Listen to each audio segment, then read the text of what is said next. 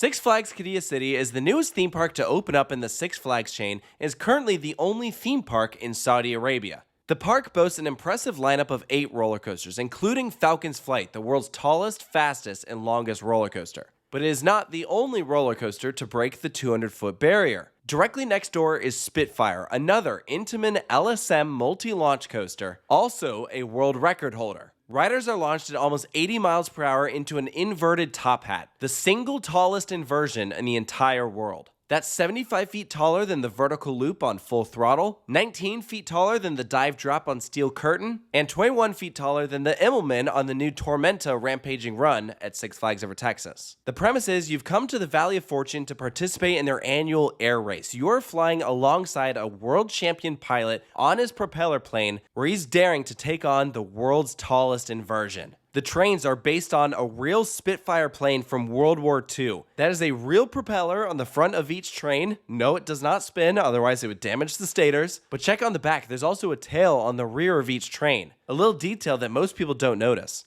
Like most of the big attractions in the park, it features an indoor queue, highly themed station, and 2 trains each holding 12 passengers at a time. This is the same train design that we see on Batman Gotham City Escape at Parque Warner Madrid. They're some of the best trains in the industry with a lightweight carbon fiber lap bar, super easy to pull down, no seatbelt, you feel very free and open, and allows for incredibly fast dispatches. Spitfire had probably the best operations in the park. 1 operator on each side of the platform, they each only have to check 6 seats. There were times where they were absolutely rolling trains. It was super impressive. But I also give some credit to the fact that this is a short ride cycle. Spitfire sits just under 2,000 feet long. It quite literally consists of 3 elements: a launch into a bunny hop, a vertical spike, and the inverted top hat. The entire experience lasts about 1 minute and 10 seconds from the second you leave the station to when you hit the final brake run. The best experience that I could compare Spitfire to is the swing launch section on Pantheon at Busch Gardens Williamsburg or Tutatis at Park Asterix. Both attractions pass back and forth up a top hat, over an airtime hill, and into a spike. The big difference here is that this top hat is inverted like on Mr. Freeze Reverse Blast. That being said, Spitfire is both taller and faster than Tutatis and Pantheon. An impressive 62 feet taller than Pantheon and 13 miles per hour faster than Tutatis. A more accurate speed comparison would be Stealth at Thorpe Park or Accelerator at Knott's Berry Farm. But where those rides launch you from a standstill, Spitfire has that slow build-up back and forth, gradually gaining speed.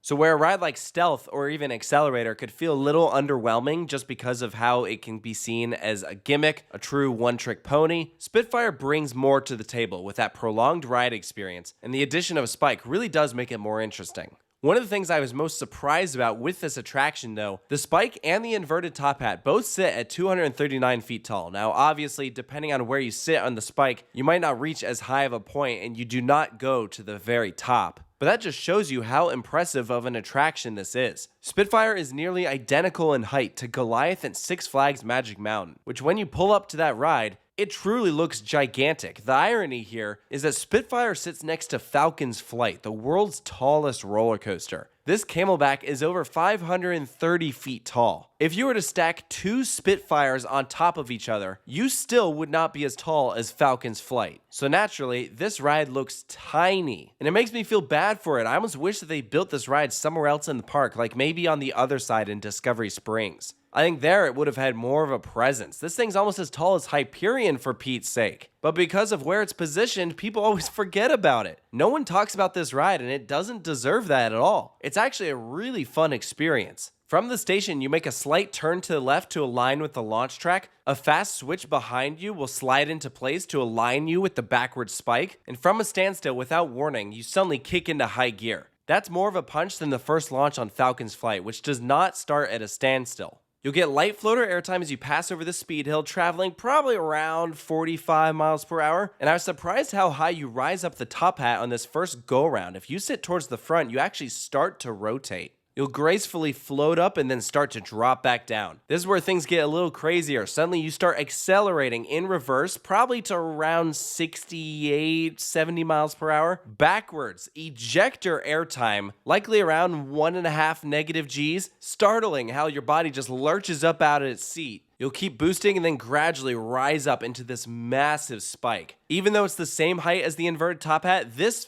feels like the highest moment on the attraction. You're just staring down at the buildings below you, and if you were to look straight out, you'd see the beautiful Two-Wake Mountains and that cliff drop on Falcon's Flight. I'll still give the award to Top Thrill 2 for Best Spike, but this is absolutely up there as one of the best. It feels like time just slows down when you're at the top. All is quiet, you're just floating up gracefully, it's weirdly peaceful, at least until you build up all that speed right back up, plunging down at a 90-degree angle, dropping down back to ground level. Now you boost at full speed, 79 miles per hour, once again getting ejector airtime, this time in the forwards direction, and then you rocket into that inverted top hat, twisting to the right and just getting the perfect amount of hang time, slowing down just enough to get that floating sensation, and then you roll back over, back towards the ground, pulling up into a little airtime hump that sends you into the brake run, and you'll just take this right-handed turn, and that'll take you back into the station. It's a quick but fulfilling ride experience. I didn't meet anyone that walked off Spitfire disappointed. You have to know what to expect. Yes, of the big rides at Six Flags Qiddiya City, this is the shortest in duration, but every single moment hits. In most ways, it was about what I expected. A super comfortable, high-thrill attraction with some really cool elements. It serves its purpose at Six Flags Qiddiya as the only roller coaster to throw riders in reverse at such high speeds, and that world's tallest inversion is a spectacle. I honestly wish that we could get a bit closer to it. From its position in the park, you get a nice view of the spike, but the top hat is kind of far back there where you can't get to it. As is, it's probably my fourth favorite ride in the park behind Falcon's Flight, Iron Rattler, and probably Colossus, even though I'm not a big fan of those trains. I think the layout there is really cool. I think I would have been more wowed by the attraction if I hadn't already experienced Tutatis or Pantheon, but for most of the public who will be experiencing this ride, I doubt they've ridden anything else like it. And while obviously it would have been nice if there were more elements, I love that they took the opportunity to break a height record. So for Spitfire's final score, I'm giving it a 9 out of 10. Overall, another job well done from the Intamin team. Definitely something you want to experience multiple times, and again, because of those fast operations, this is one of the easiest attractions in the park to get on.